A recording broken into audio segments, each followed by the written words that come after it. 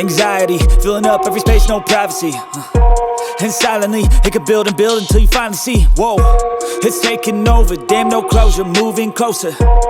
No exposure, I just wanna be a loner.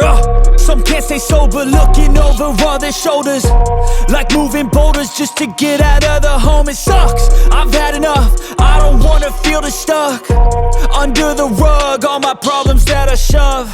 I got nightmares in my head, I fear that the thoughts build up until I can't hear, that my mind fills up into a creature, and it haunts me somewhere much deeper.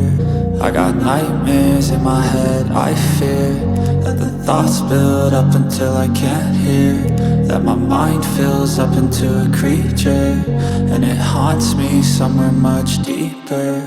I've been feeling weird, I can't seem to focus good enough. Nothing's really clear, sometimes it could be a little tough. I just need to feel like the end's in sight for me, but let's be really real, anxiety can foggy all this stuff. I've been feeling weird, I can't seem to focus good enough. Nothing's really clear, sometimes it could be a little tough.